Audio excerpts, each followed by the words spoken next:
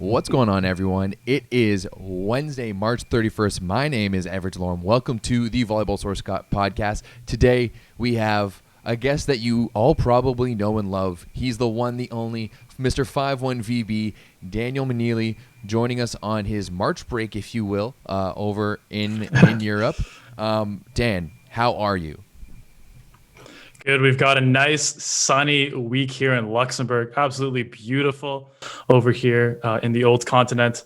Lots of volleyball this week as well. So always a good week with me. How are you, Everett? I'm doing pretty good. Not so sunny here in Toronto. Actually, right now it's starting. It's still cloudy, but it's brighter than it's been all day. So that's definitely a plus. But yeah, other than that, doing pretty good. Some pretty decent games to watch today. But yeah, the past few weeks we've just had a lot of volleyball to watch. It's been fun. It's been exciting. The Discord chat has been lively. Definitely hands down like the best it's ever been. And I mean, you would know since you are like like one of the truest of OGs of the Discord chat. You were, I mean, you were like the OG of the Discord chat because you started the original one. Yeah, the whole idea was we did a fantasy Italian league volleyball draft, which was a really cool idea. Unfortunately, the execution didn't go 100% smoothly, but we got the right people together and it started a really cool group. So and plus, like all's well that ends well. The majority of those people that we had in the first draft are still very prevalent in the Discord chat.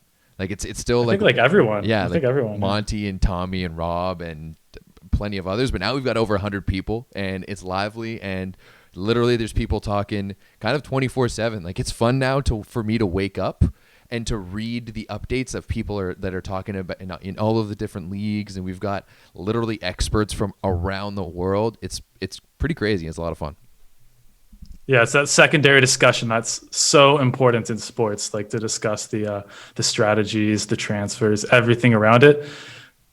In the past, there was no one to talk to about this stuff, or at least there was a very limited number of people. But now I feel that this completely shifted, where it's almost more information than you could even process straight, which I absolutely love. Yeah, sometimes there is like way too much information because you've got people who are so ingrained, like in Poland or in Italy or in different leagues everywhere, and they just want to share that information, and it's been awesome. But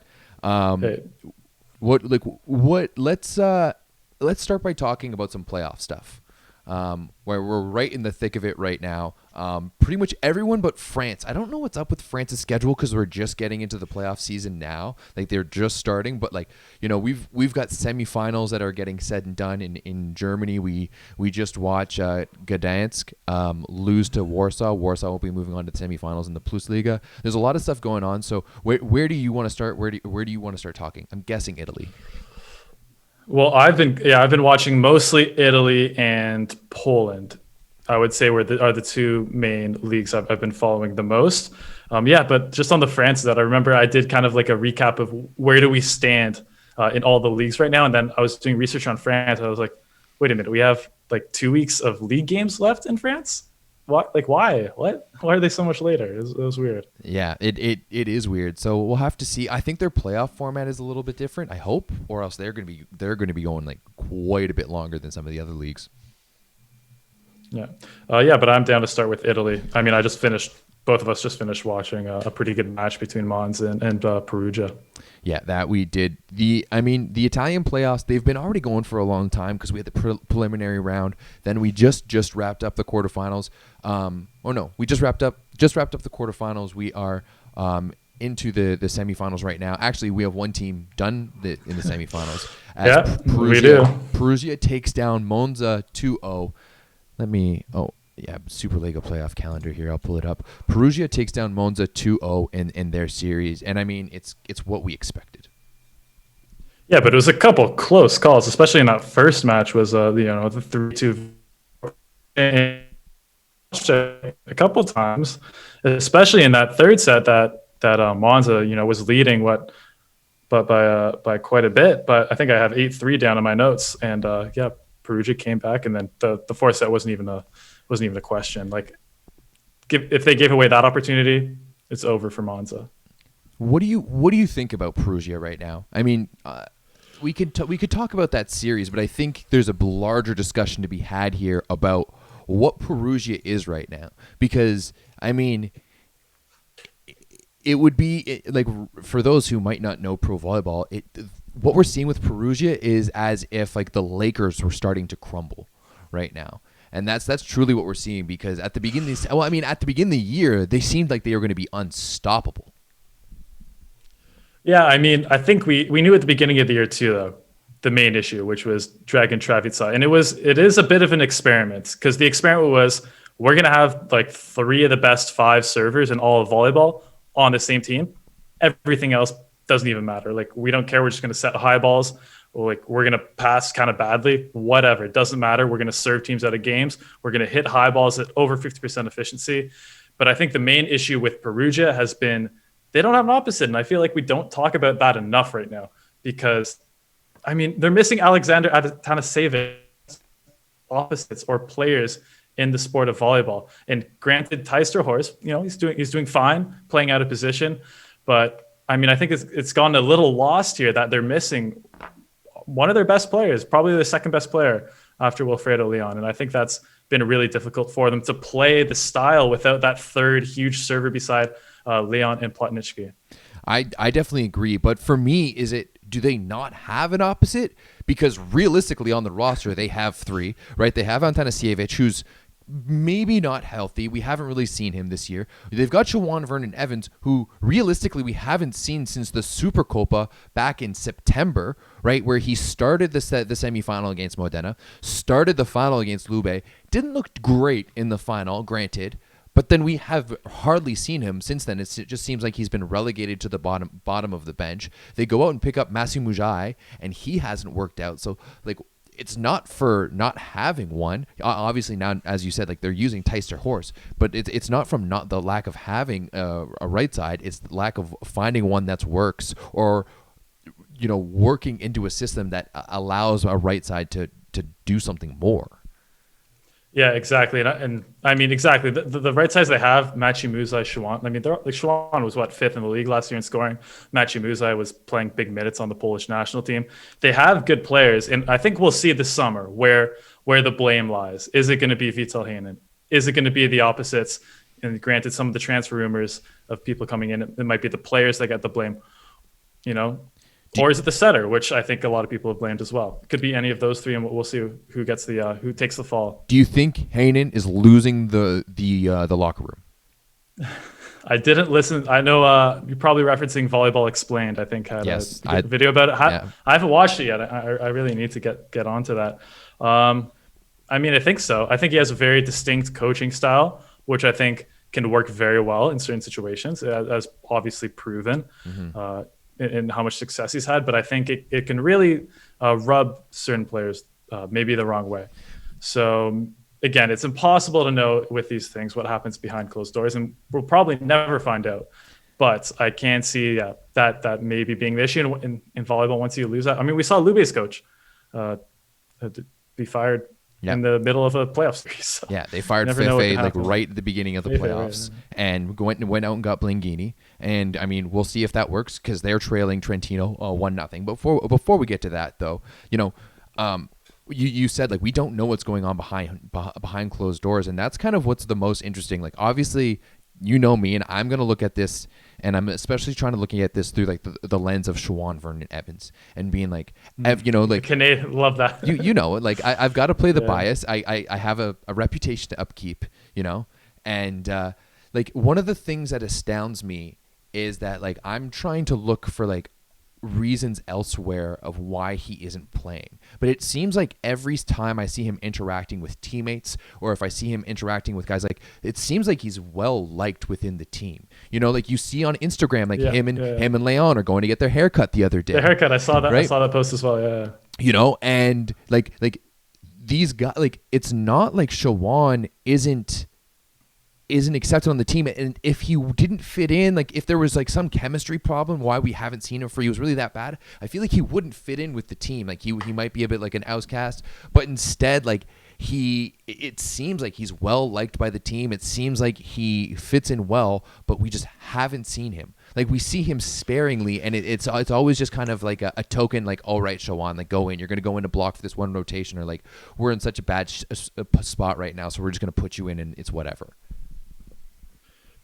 For sure. Do you think there's a power struggle between Wilfredo Leon and Vital Heinen? Because this is what I was thinking. I was like, Shawan and Wilfredo Leon seem to be very close, right? So do you think maybe there's a bit of a conflict there potentially between Leon and? I think speculation. Oh, 100%. Sure. Like, this is all speculation. I think that there's a power struggle between Travica and between Heinen. Travica and Heinen. Okay. Yeah, right. because I noticed, like, especially in, like, let's go back to, like, the Supercopa at the beginning of the year. And once again, like, watching Shawan Vernon Evans specifically, and that, you know, I feel as though, like, you need, and I've talked about this, especially with you before, about you need to give Shawan a specific type of set. He needs a high looping set that's going to come into his zone and fall straight down, right? He's not about like running it fast. And realistically, I don't know if Travica is able to set that set, right? The set that he was giving Shawan often was so fast, and that it wasn't giving Shawan time to set up. And this is why I saw that, like, his preparation, like, he was rushing everything, and especially in transition, like, it just seemed like he was overthinking it. So to me, it looked like Travica wasn't able to set Shawan. That's why they went to Terhorst, who you can run a faster right side ball, you can set him a shorter ball, and Terhorst is a volleyball player, so he's just going to be able, like, to cut that off. And whereas, like, that same set for Shawan, it's Shawan, like, hitting at his head. I agree, but at the same time, I feel like Shawan, if we're gonna put him in this caliber of, you know, he's gonna be a starting opposite on a good Italian team. I feel like he should be able to hit a ball, even if it's not the exact type of setter that he's used to. I feel like at this point, is he 20, 22, 23 now? I just think he hasn't been given the chance. Right? It could be. We're talking about the Supercopa that happened before the regular season even started, right? That's 2 games into the season, right? And he got the starting job at the beginning of it. He played that first game against Modena. And this is like the funniest thing about it too, is that Perugia rides, like, they use him as a guy. Like, they post him on the Instagram all the time. You go onto their website, Shawan is all over the place. And yet you go into the games and you can't see him, right? And so this is what I think is, like, absolutely. Do I think Shawan could have figured out that set? 100%. But it just seems like Travica was just like, and 100%, once again, this is all speculation. This is just what I think, and you know, if it's right or it's wrong, who knows? But let's make something up if we have to, because we don't know what's going on, right? And it just seems like Travica was just like, nope, I'm not comfortable with him. Like, he's not good enough. No, whatever. And, okay. you know, that's just kind of, and at the end of the day, I do think that Heinen is a player's coach. And I do think at the beginning of the season like that, it kind of would have been Heinen being like, okay, Travica, I'm going to try to work with you. I'm going to we're going to not use Shawan Vernon Evans there. We're going to put in Terhorst, and that's going to be it. And then now it's just too far gone that, you know, it just hasn't been working out, because every time Shawan goes in, like, he's not that same confident player that we're used to seeing. And when you and I know that, like, when it's confident Shawan, like, he's one of the world's best. Yeah. Well, I think I'd be shocked. I'd be absolutely shocked if Travica and Heinen were together next season. But we'll see. We'll see who Perugia brings in. And I think maybe this season is a really good opportunity for Shawan. I mean, okay, so on the one hand, yeah, he could get a lot of confidence summer playing. For sure, he'll be in the VNL bubble. I'm assume he'll be on. I can't see him not being on the Olympic roster either. But at the same time, given the way Ryan Sclater's been playing, it could be it's probably Sclater's spot to lose.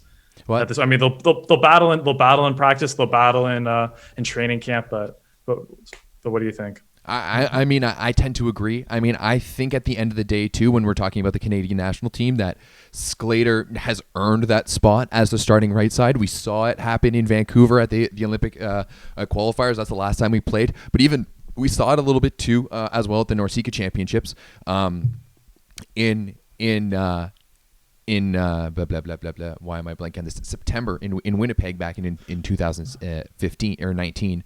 But I think at the end of the day that those two guys provide such different looks and within a different system. Like, I think if, depending on, like, who's setting in that game, right? Like if it's a Jay Blankenose set, then I think that he tends to run a bit of a faster offense, and we can go a bit more small ball and a little bit more creative. Whereas, like TJ has been in Gatineau, he's been doing 2-a-days, like he's getting back out there. So if VNL, I'm sure that we're gonna have all three setters on the roster between Walsh, TJ, and Sclater. And I mean, I think that once we see TJ, we're going to see Shawan get an opportunity to kind of get in there as more. Not saying that he won't be playing with either Walsh or Blankenau, but I think that especially like Shawan thrives when TJ is setting. But 100%, I think that, if, as we quickly jumped over here to the Canadian national team, that come the VNL bubble, I think 100% that's Ryan Sclater's job. Or spot. I mean, even looking at this year, he's been the top scorer for the best team in France, and he's been going with it. Whereas unfortunately, we haven't even seen Shawan. So part of it is going to be like he's going to have to go to, I'm guessing Gatineau, but I'm sure they're going to be doing a training camp elsewhere so that they don't have to quarantine in Canada. Like I know for a fact that's what the women's team is doing. Obviously, I talked to Jen yesterday. But there's going to have to be a period where like Shawan's going to have to regain his confidence, and I really hope. Luckily I know that like the Canadian national team is the perfect place to do that. But yeah, it's been an interesting thing. But like the same thing, and where am I going back to the whole Treviza setting thing is that Mujai needs the same type of ball that Shawan does. Right, and that's just kind of what for me is like confirming my theory, because Mujai also needs a high looping ball to the right side because he's this big physical lefty who can touch 12-3 or something like that. So it just like leads credence to the claim that Treviza can't set a high ball high enough to the right side anymore because he's old. Okay, that was mean. And I think, you made some really good points there, but it was a little funny to me that they got Muzai off of transfers, when I would say almost Muzai is the closest possible player comparable to Shawan.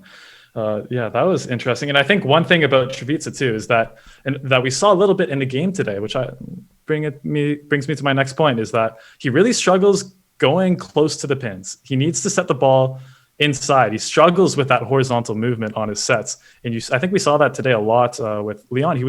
I don't know if you just watched the game or noticed this too, but he was setting the ball so far inside Leon. Like he wasn't getting even close to the antenna. And Leon was just taking that big cross shot that he loved to hit in Zenit Kazan all day. So I think that might be a factor too, that he's just not the trajectory just gets out of whack the farther out horizontally he sets it. But that's just something I noticed today. And you know what? Leon had a really good game. now that you say that I do I remember when they lost to Modena, and like in the Champions League, and the amount of balls that Leon was spraying out to the outside, like way outside of 5. That 4-5 line there, and that makes complete sense. If he's getting that inside ball and it's not getting outside his shoulder, and he's having to reach, and the only thing that he can do is kind of that thumb down shot, like it makes complete sense. But I think you're right. You're absolutely right when you said that Treviza and Heinen won't be at Perugia next year together, because it's just oil and water, and it's not going to happen. And I mean, I think for maybe even best case scenario, get rid of both of them. Start fresh. You've got the rest of the team. Get rid of both of them. But who's gonna set? Because are there any top level setters on the market? They're not. They probably need an Italian setter, right? If they want to. I'm surprised can they not prize Spirito or Spertoli away from their teams? For me, that would be the obvious place to spend a bit of budget. But yeah, I agree. Like, I don't think you need to go out and get like a top level setter. But I don't think like Treviza right now isn't even a 50% setter. I think he's hurting you, right? Like, man, like even go to Cisterna, pick up Sotile. He's 42 years old. I think he might be doing a better job than Treviza right now. Yeah, exactly. There's a few Italians. There's Michele Baranovic. I mean, there's a few guys that I don't know. Perugia's probably one of the biggest question marks, but from what it looks like, they're not going to make any big moves other than maybe Matt Anderson. We'll see. 23 points for Wilfredo Leon today. 17 for Terhorst, 14 for Soleil. Damn, 14 for Soleil, 10 for 16. for the Argentinian. He's been one of the bright spots for them. And you know how I hate Argentinians. Yes. I hate them, but I love them at the time. I hate them because I respect them so much. Let's put it like that. But Sebastian Solé has truly been one of their best players consistently all year long. Yeah, and I think, I mean, he's always been a really good player, but I feel like if you play in South America in club, you fall through the cracks a little bit because you're not playing in Champions League, because you're not on TV as much, you're not in the face of fans quite as much, you're not competing for those titles. But Sebastian Solé is absolutely one of the top middle blockers in the world, and he's so like, I don't know how to describe it. He's stretchy in the air, like he can hit any ball, and he's perfect for Trevisan in that way. Is that there's no bad set for Solé. Yeah, you're real right. Legumgia, 26 points in this one. He's nice game today. You know what? He's going to get scooped up by someone other than Monza because Monza, or actually, I think he's there for a while. I've read some things that he's moving, but you know what we need can neither confirm nor deny anything. You know what we need to do at some point is do a transfer rumors episode before like the transfer season, like before they actually start getting announced. Or before the end of the season, do like a transfer rumors episode. But yeah. That's semifinal number 1 in Italy. You got anything to add there? Yes, I do. There's one really important conversation that you missed, and that's a second stinker for Ole Plotnicki in a row. Almost third if you include Champions League. He's not playing well right now, and he looks unconfident out there. He's not jumping well. He doesn't have that like super savvy game sense that we saw of him earlier, where he was crushing the ball when the block gave it to him, but also able to hit that effortless roll shot when the block gave him that. He's looked really shaky out there. Still passing well. I think he's been fine in that area, but his passing and his serving, I think it hasn't been quite as good. But his hitting and his serving, but mainly his hitting has not been great. Do you think that he's starting to feel the strain of so much pressure? Because it's him and Leon, right? And he isn't. I love watching Plotnicki. He's so quick. He's so agile. He's so springy. But the reality is that he shouldn't be getting the type of load that he is. Yeah, I mean that's probably not the role he was brought into. But I mean at the same time, he's the captain of the Ukrainian national. Who played. He was captain 2 years ago, and when he was probably, I don't know, he's in 97, so he was probably 22 at the time. Like he's a very mature player. He's been through a lot. He's carried he's the number 1 option on Ukraine. Do you think he's whole life. Do you think he's injured maybe? Because he only got 10 attempts today. Could be. Yeah, right? That to me, he's getting less attempts than the middles. Right? Like no 18 attempts. I don't know. Sorry. Okay, no, sorry. You're 6 for 18. 6 for 10 18. 10 points. 18 attempts. 10 points. Yeah. But still way less than obviously half the number at Leon, less than Terhorst. But I mean, I think that's pretty standard for what we've been seeing in Italy this year, where your P1's going to get the majority of your swings, your opposite's going to get the second amount, and then your P2 is going to go after that. So yeah, I think that's not bad. But injury, I think that could be it, because yeah, he's I don't know if you noticed during the game today, but that the last few games that he's played, and when you see him play, it's not the same. So I'm not sure. Fair enough. Well, we'll have to keep an eye out on that as we get closer to the Italian League finals. But before we got that, we still have the other semifinal to talk about, Trentino and Lube. Trentino winning the 5-setter in round 1, and I mean this is really the playoff series to watch. No offense to Monza, but we all knew that they weren't like even when like Perugia is playing bad, they still were able to walk away with a 2-0 series win. Hey, Max Holt was back at least. Yes, this is true. I mean, if he had been healthy most of the season, I think maybe a different story for Monza. But I mean, can't really play that what if game. I think they're happy with the semifinals loss. I agree too. I mean, hey, they could have very well lost in the first round to Vibo, and then, man, that would have been a story. If Vibo went all the way to the semis, that would have been very. I mean, they had it coming too. They were. Lube versus Trentino match was amazing. We've had a lot of good matches this season, but that one is right up there. The semifinal. Yeah. Yeah, the first match. Yeah. You are very right. Let me pull up the stats here. It was a 3-2 win for Trentino. 25-23 for Lube, 25-21 for Trentino, 25-21 for Lube, 26-24, and then 15-12. It was back and forth. But, man, Trentino just looking so good. 23 for Lucarelli. Yeah, and I mean, the really big moment of the match was that the fifth, I mean, he basically won it at the fifth set at the end. I think it was like 12-12 or something, and then, or 13-12, and he's, boom, served an ace. Boom, had this nice cut ace to position 2 that completely caught them off guard, and well-deserved MVP, especially like fifth set could have gone either way at the end there. And Lucarelli, when you get a couple aces, that's like the best possible result. Dude, he was mad efficient. Looking at this stat line, 17 for 25. No errors, only blocked 3 times, right? That's crazy. But then when you look at his serves, 19 attempts, no errors, and 5 aces. Yeah, I mean, Lucarelli, to come back from an Achilles injury like that, and 2 years later, just be like, you would never be able to tell. So you would never be able to tell. He had an Achilles. I didn't even know that he had an Achilles injury. Like the same injury Kobe Bryant had way back 2013 that ended his career. The exact same injury. Wow. So like, man, I feel bad for shitting on him as much as we did at the beginning of the season. Like think about how in the Discord chat we were going off on Lucarelli, especially when they weren't doing well. But at the same, he was actually fairly good in Brazil last year. So I'm not sure if the struggles at the beginning of the season were necessarily physical. I think it was more mental adjusting. I think this was the first time he had lived outside of Brazil, which we don't really talk about that much as like in the media, but that's a big deal, right?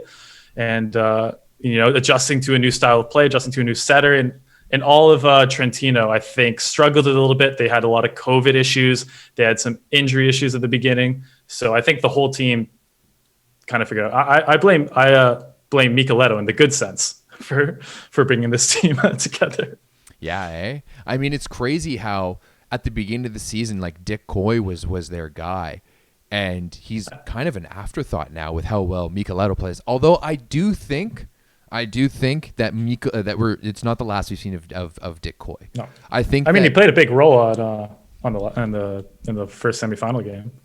Yeah, he went 4 for 7. I mean, he came off the bench, but he came off the bench in all 5 sets. And I mean, I think that's the perfect way to go about that scenario, right? If you are going to run with Micheletto, don't just leave him out there to dry. Kind of make sure that you're still injecting Coy at least once a set to get some touches, get something going on, because heaven forbid that Micheletto breaks down. Like, he's only 18 years old, right? So heaven forbid something happens to him, that Coy is still attached, but also you're allowing Micheletto to take a breather, gather himself, and then move forward.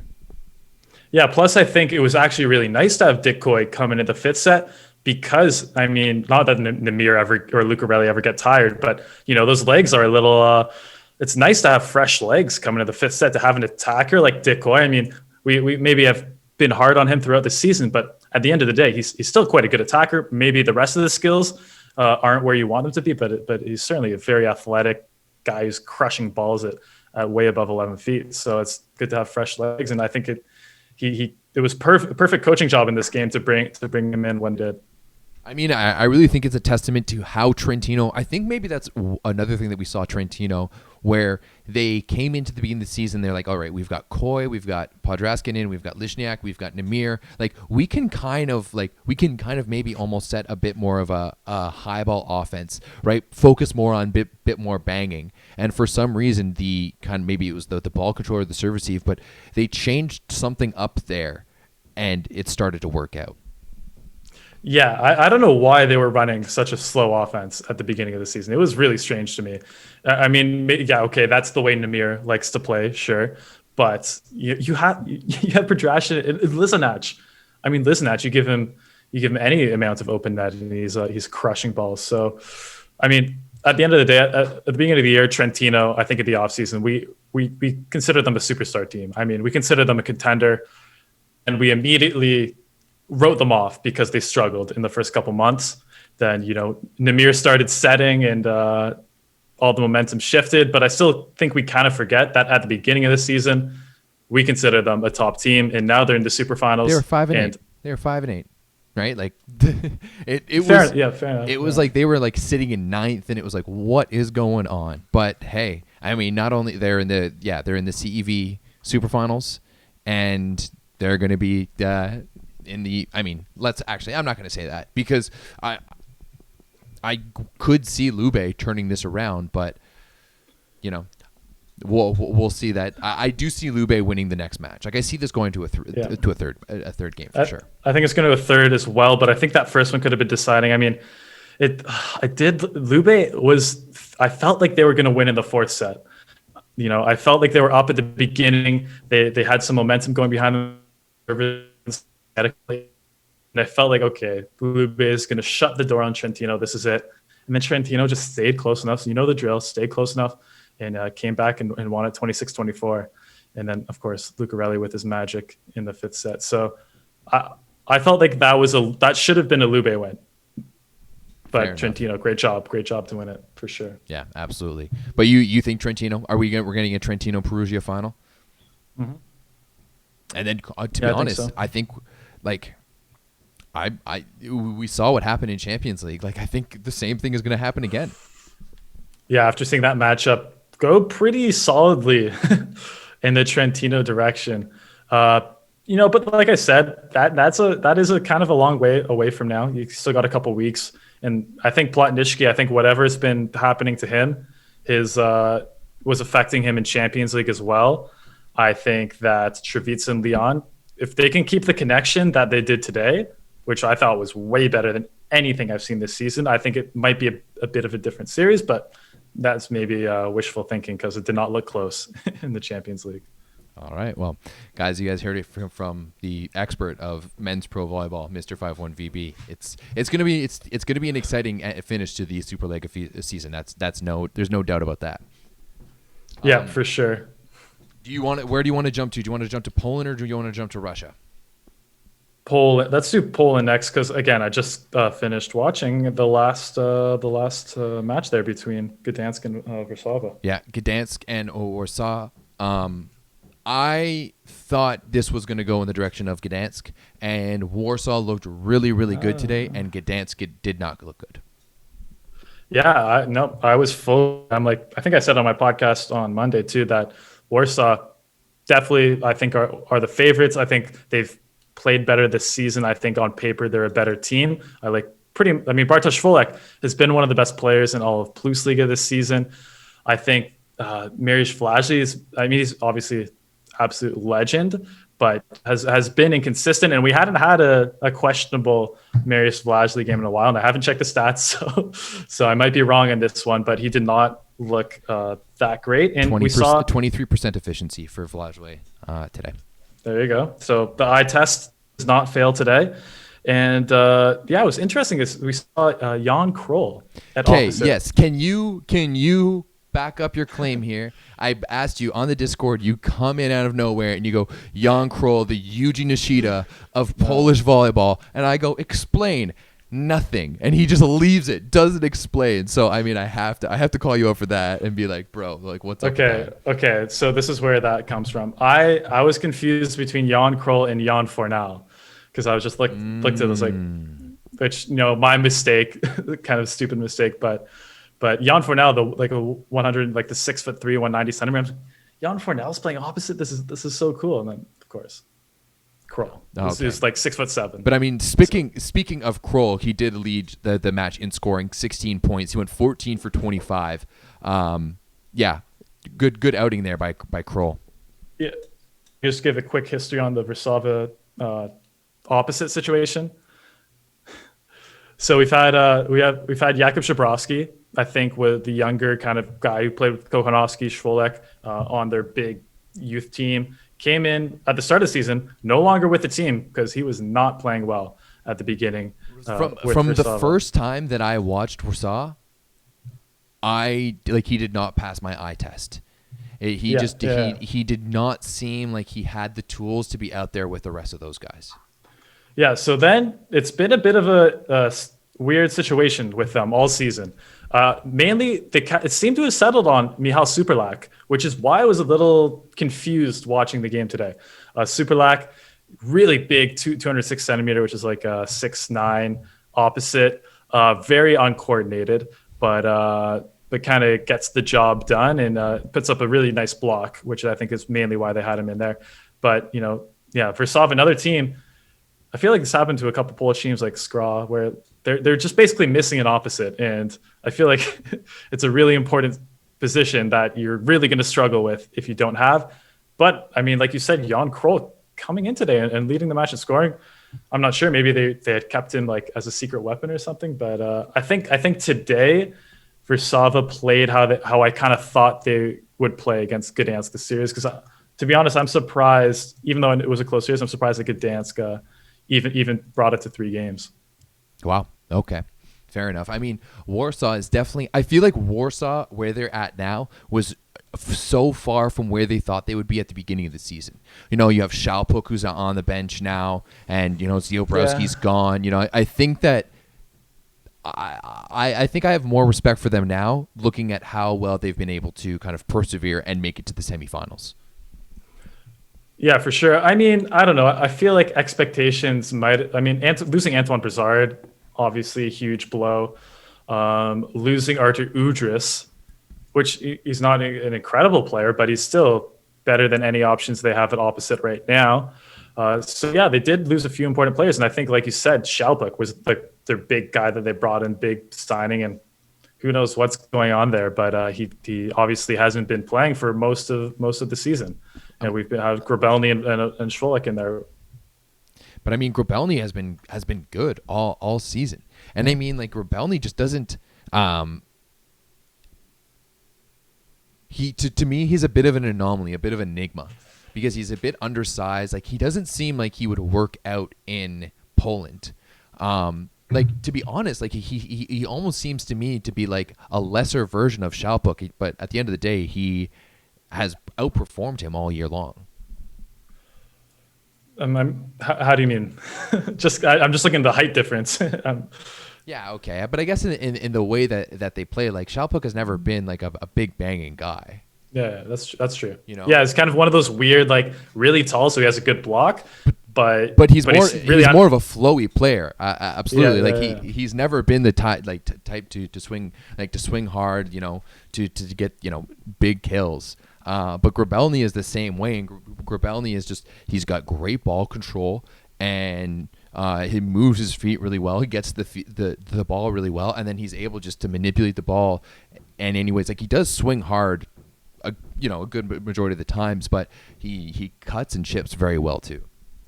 I would say he swings a lot harder than he looks, because I'm pretty sure, I'm almost guaranteed I weigh more than Igor Grabelny. But he can hit it like 5 times harder than I can, obviously. Especially, I love his attacking out of 6, like the pipe. Like, he has a really nice connection with Angel Trinidad, who I think is a great setter. Volleyball. You're high on Angel Trinidad, hey? Sorry, go ahead. Always. He's underrated, man. He's a great player. But volleyball super fan deep cut, Grabelny or Thomas Rousseau for the Belgian national team this summer. I think I have to go with Grabelny. Yeah, he's looked pretty good. And passing well, hitting well. Doesn't really have the block or serve, but Rousseau hasn't been. He's been good, but not great this season, right? Is Belgium like a underrated team that no one's kind of thinking about heading into the VNL? I think they would be if they were playing in VNL. Are they not in VNL? They should be. They're good enough to play, but I believe they were one of. Maybe I have to go check. It's been so long since VNL. Yeah, I don't. I know they're in on the women's side because I checked. I checked yesterday when I was talking. Like VNL. Yeah, I can't because I've already been like looking ahead to VNL, doing some VNL preview stuff, but I feel like they're one of the European teams that got lost in the shuffle, like because I feel like Germany is in VNL, but Belgium isn't. Interesting. But we can do a quick check on. Yeah, Belgium is not in VNL on the men's side. Oh well, then scratch that. Yeah. But they'll be in the European Championships. Fair and enough. European Golden League. All right then. Now was that was the semifinals, correct? So Warsaw's moving on to the finals. No, that was the quarterfinals. No, that was the last quarterfinals because we Yeah. have Zaxa versus Skra, and then Jastrzębski will play now Warsaw. Yes. Okay, that is correct. It hasn't updated on the Plus Liga website. That's why I'm wondering. But We're doing a live reaction here, Everett. We're right after the game. I guess that's true. We're just like Bill Simmons. So looking at those two matchups, Zaxa against Skra. Sorry, Skra. I hate that I agree with you, but I agree with you on that. I mean, it's from what we've seen from Zaxa this year. I'm expecting, like, I would be surprised if Skra won a set. Wow, no, I don't agree with that. I think Skra will be competitive a little bit. Yeah, you think so? I mean, I just think that again, like Warsaw, like I mentioned earlier, the biggest. I mean, they have a few issues, but one of them was definitely their opposite with Dusan Pekovic not really playing that well. But I feel like he's been the best version of Dusan Pekovic we've seen in a while in his last few matches. And I mean, Skra destroyed Varsovia. Like that's a little bit indicative of maybe there's something more to the Skra team that we thought they had at the beginning of the season. I don't know, but obviously there's still other issues with the team. But I think with Taylor Sander, Ibadapor, Pekovic, Biniak, and then Kloser or Huber playing well. I guess on paper, if you didn't know anything about the seasons of these two teams, that's competitive. that's fair. And also I also think that there's something to say about a club like Skra that has so much history and so much pride, and like it means something. And I'm not saying it doesn't mean anything to wear the Zaxa jersey, but like playing for Skra is, it's up there. It's like I played for Manchester United. I played for the Yankees. Like it's up in volleyball terms. Like it's one of the, when you start following pro volleyball, maybe not so much anymore, but like when I first started following pro volleyball, Skra was one of the teams to watch, and they've consistently been one of those top teams, like at least one of the top 10, if not top 8 teams in Europe consistently over the past however many decades. I mean, I think I'd definitely put Modena and those two teams. Interestingly, the only pro volleyball jersey I've ever seen someone wear in like North America was a Vagil jersey. Really? Yeah, that was. Who had but that? Yeah, I don't know. It's some random pickup game. Oh yeah, my coach gave it to me. He didn't know where it was from or anything about pro volleyball, but Interesting. Okay. we'll see. In 10 years' time, you're going to be seeing people with Lyon jerseys, with Engapet jerseys, with Legume jerseys. Dude, I would love to see us like take a few sponsors away from our jerseys and start, because we've got some swaggy jerseys. Like that jersey you've got in the back on your back wall there. That's a nice looking jersey, right? And we've seen in soccer or football, if you're watching this in Europe, how these football jerseys have become fashion items in a lot of senses. And I'd love to see that same thing happen with volleyball. So yeah, let's start buying volleyball jerseys and wear them out to the bars and clubs. I'm one step ahead of you. Next time we're going out, Everett, my Lyon jersey will be worn. But let's get back to Skra versus Zaxa. I think we both agree Zaxa will win. I think Skra will give them more of a fight, but at the end of the day, Do you think Zaxa's. Do you think Skra wins a match? No, but I think they'll win. I think we'll see a 1-5 setter and one like a 3-1. I think it'll be competitive. I think this series is going to be better than we expect. Fair enough. First game of that series goes down Saturday at 2:45 p.m. Eastern time. It's whatever time. It's like what, 8:45 p.m. your time in Poland in Europe? That's a late match for Europe right now. Oh, no, 2:45. Okay. You're saying 2:45 seed. Yeah, no, it's showing me. Never mind. It's showing me European times, not Eastern time. So that's going to be an afternoon. So that'll be like an early morning match for me. I'll get up and have my coffee and watch Skra versus Zaxa. I mean, That's the best part about the Plus Liga. They've always got the Saturday day match. absolutely. And then after that, on Saturday at 5:30, European time is going to be JW Jastrzębski Węgiel against Warsaw. That one is going to be an interesting one for sure. Yeah, no, I think that one definitely way closer than Skra versus Zaxa. Could go either way if Versava play like they did tonight, which was quite good. I think they would take. Yeah, they could take it. I agree. I think after the way I saw Warsaw play tonight, they're looking pretty damn good. Kvolek is looking real good. You're a huge fan of Kvolek, eh?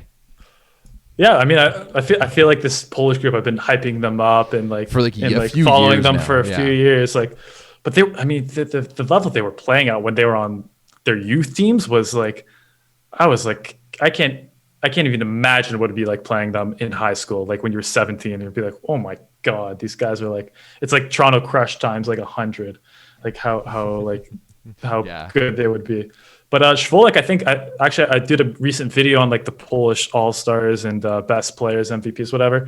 And a lot of people, I picked Sander and Semeniuk as my two outside hitters that were the best in the league. But a lot of people were like, man, Szwolek has had a really good season. And I went back and watched some more tape and did some more scouting. I'm like, yeah, actually Szwolek took another step this season. And I feel like if it wasn't for Semeniuk, we'd have this argument about, oh, is Szwolek going to be on the Olympic team this year? That was my next question, but you think Semeniuk? I mean, I can't really disagree with that. Semeniuk. I picked Semeniuk over Szwolek, and I would still stick with that. Yeah. So that goes like Leon, Kubiak, Slivika, and Semeniuk. I guess you could do Semeniuk and Szwolek. Yeah. I think at this point now that Semeniuk has put himself into that second spot, and this may be blasphemous, but I wouldn't be surprised if we saw like a Semeniuk P2. No way. There's no way they do that. Every single interview the Polish national team does, they're like, Kubiak is our heart. Is 100 from like absolutely. Would I do it? But like if you're talking to me, you're in the semifinals of the Olympics. And maybe Kubiak hasn't been playing his 100%. I 100% think like Kubiak is the heart. He's the captain. He would have the ability to 100% say himself, being like, "Hey, no, this kid is playing better than me. We need to put him in."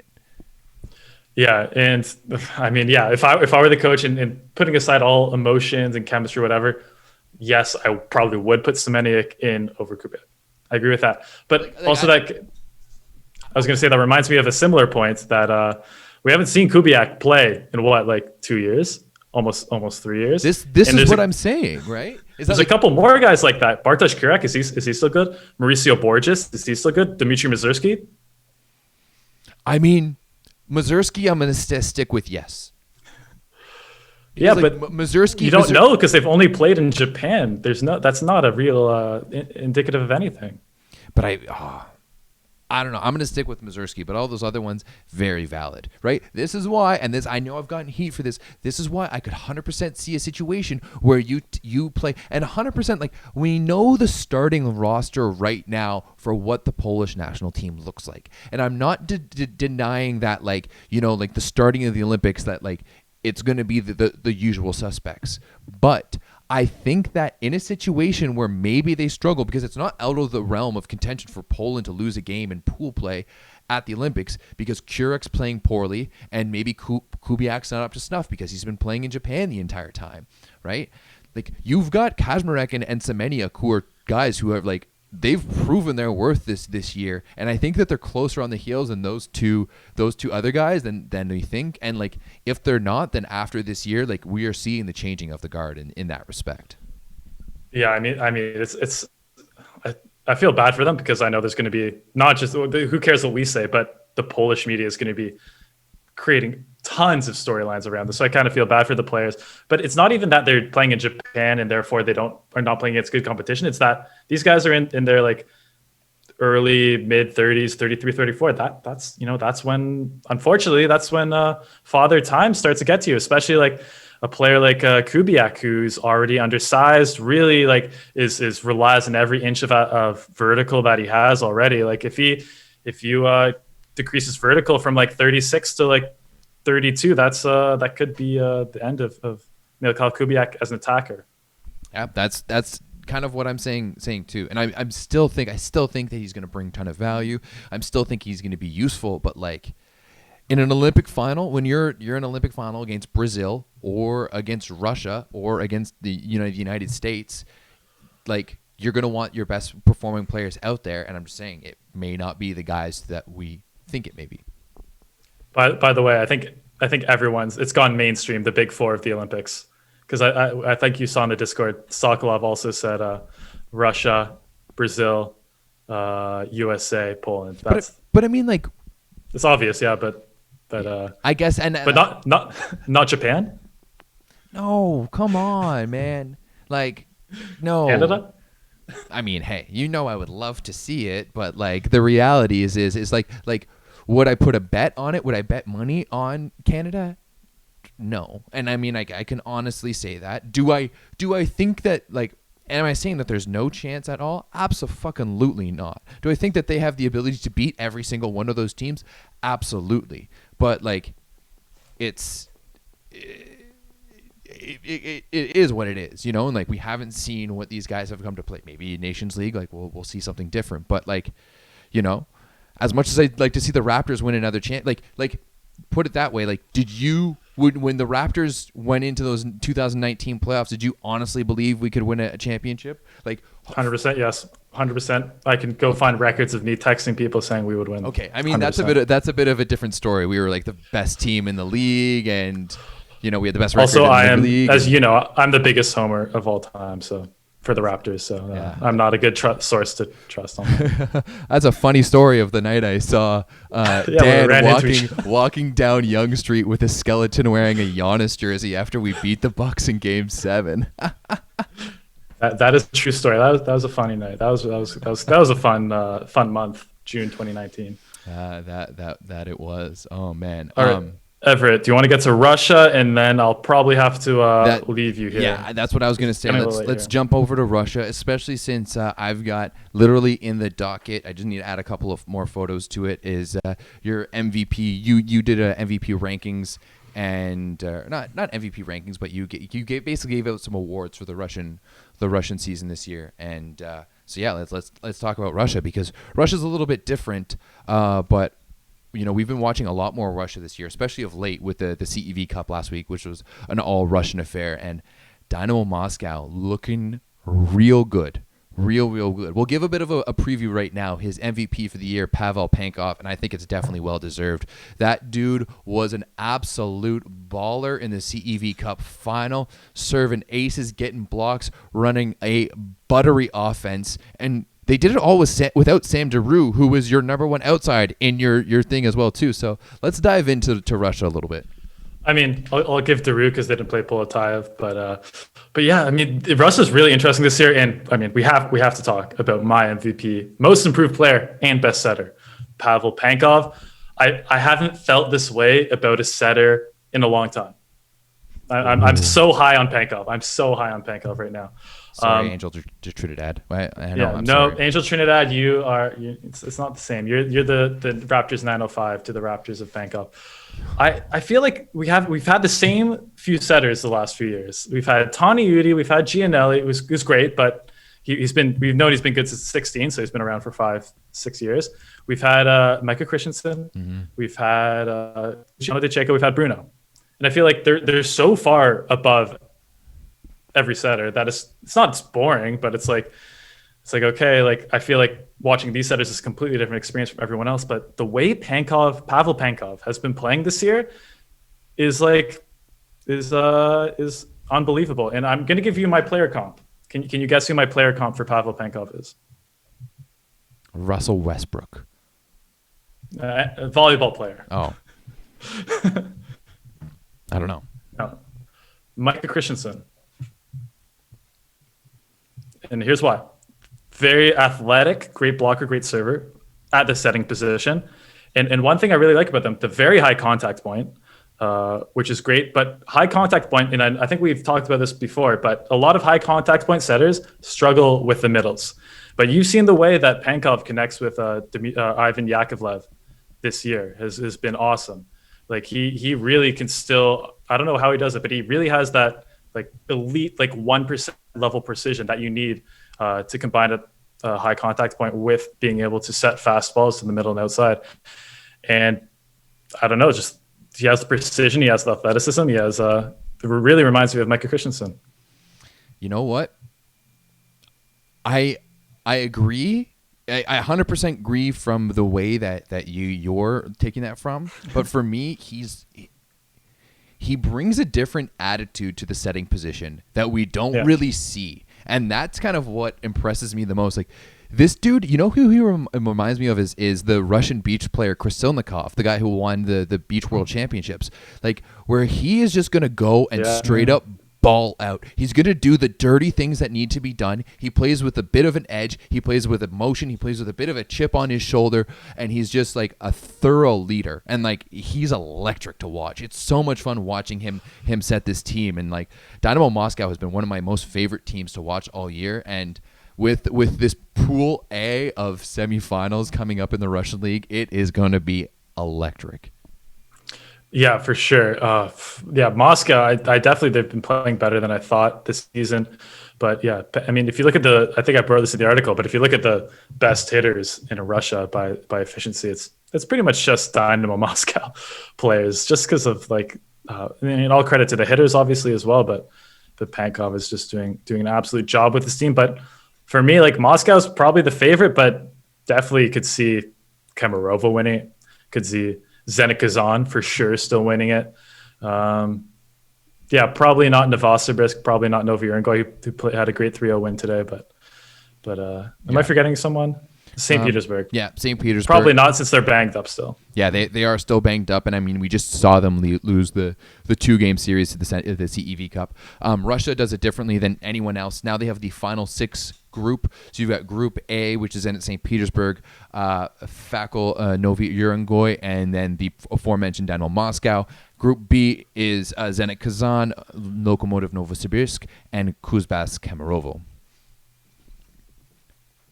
Yeah, so I mean, I haven't done any previous stuff prepared for this, but I would just, from hearing that, I would say probably, I would say Zenit Kazan versus Moscow, which I would love to see. Kemerovo would be obviously a very good possibility as well, but I still like Zenit Kazan. I feel like they'll have a bit of a chip on their shoulder after. I mean, they were so close to getting to the superfinals. They were like, and of course we're going to forget this because that's the way it happens in sports. We're going to be like, oh wow, Zenit Kazan choked again. But like 9 times out of 10, they probably make the superfinals.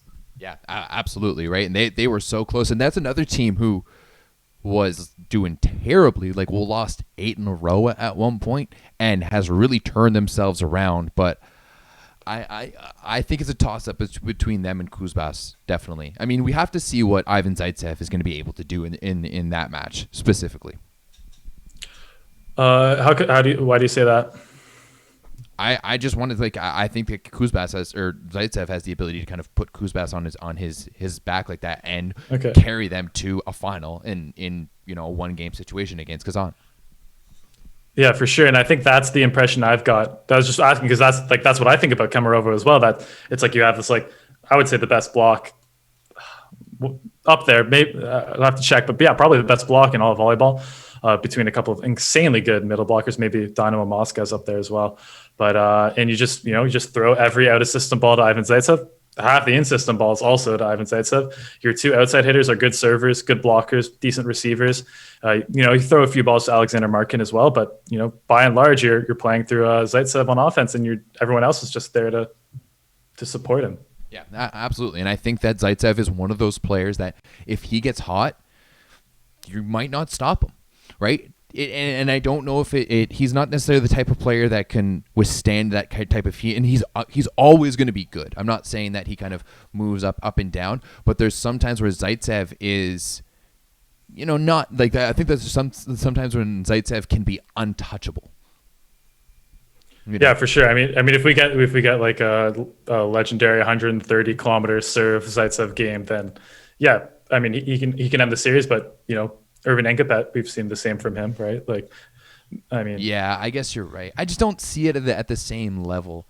especially because Engapeth, like his game, like there's so much more to his game in terms of like the passing and the defense and stuff like that. That for me, seeing Engapeth dominate has a lot less to do about how offensively efficient it is. Like absolutely it is, but it's also about how good he is doing in like the other aspects of the game as well. If I see a stat sheet and I see that Irvin Engapeth hits 70%, I will immediately tell you that they won that game. Because if he's bringing that on offense, and obviously you know all the other stuff he does, like that's because yeah, like you said, usually he's not the most efficient player. He's not. I think he gets overrated on the offense, underrated everything else. But yeah, if he has that going as well, but I don't know. I think he does have the ability to dominate as well. But Zenit Kazan, we'll see. Who know? We're gonna hear stories about Zenit Kazan because there was definitely some weird stuff going on this season. Yeah, 100%. I mean, Bednorsh, I don't know where he's gonna go stay after this. Probably back to Modena, where he had a fantastic season last year. And like an all-time great season, as you know, News keeps posting that one graphic in the chat about the best seasons over the past 10 years. But yeah, I think it's definitely going to be interesting. The Russian playoffs get kicked off on Monday, April 5th. So okay, so quite soon. Yeah, that's Monday. A little break. What day are we today? Wednesday. So in like 4 days. Yeah, I'm just trying to think if there's any other good stories in Russia. I guess. Novi Urengoy with Dennis Bogdan and Dmitry Volkov has had a great season. Can we talk about Ask versus Novi Urengoy today? The beef about how Ask showed up and had to stay in a hostel. Did you? Sure. I mean, I have no idea what I read about it a little bit from you guys, but I have no idea what actually happened. Oh, basically, like because if you've ever like Novi Urengoy is, have you ever looked at it on a map? Like it is like it's way north of Russia. But they play in Moscow or they live in Moscow, one of those two. Oh really? I think they live in Moscow and play games in Novi Urengoy. Yeah, I think that's the I think because you're right. It's because it's random. Basically, what happened was that Novi Urengoy couldn't find a hotel room for this playoff. Ask couldn't find a hotel room in Novi Urengoy for this game, and they asked the club to find something for them, and the club went out and found them a hostel that didn't have showers, had like these small single beds, like no food, like toilets weren't working, like the pictures were hilarious, and they were not happy about it. Yeah, I mean, I don't know. You probably have to talk to the managers to find out. I'll tell you one thing. There's always more to these kinds of situations than what meets the eye. But I mean, the only thing I will take away from that story and series is how good Dmitry Vietsky is. Because here's a name in volleyball that probably a lot of people listening do not know yet. But as someone who's seen him play in person many times, unreal opposite playing in the Ukraine, and because he was born in the Ukraine, that he wasn't really on a lot of people's radar, but was part of that national team with Ole Plotnitsky and who's the really good Ukrainian middle? Yuri Glider. I'm blanking on his name. No, the younger one. No, okay. I know Glider's like I've always liked Glider. I know Glider. Yeah, Glider's unreal. Anyway, I feel like he's playing maybe in France. Anyway, but Plotnitsky and Vietsky, unreal. And Vietsky, like super athletic, really disciplined, really a smart attacker for his age. One of the leading scorers in Russia this year, and I was like, yes, this guy's finally living up to the potential that I saw him in a couple of years ago. And his name hasn't been brought up in any rumors yet, but maybe he'll stay in Russia because Ukrainian Russia is pretty easy. But I could easily see him starting for a Superliga team or a Plus Liga team as well. All right, well. There you have it. Watch out for what's his name again? Dmitry Vietsky. Dmitry Vietsky, out of the Ukraine. Man, I gotta watch more Ukrainian volleyball because I love Glider. I love Plotnitsky. And they got a good team. Yeah, so many good teams in Europe. Yeah. So born in 1998. So he's still really young too. Dang. I'm 6'8" and bouncy like Plotnitsky. Okay. So watch out. Okay. On the left side or on the right? He's on the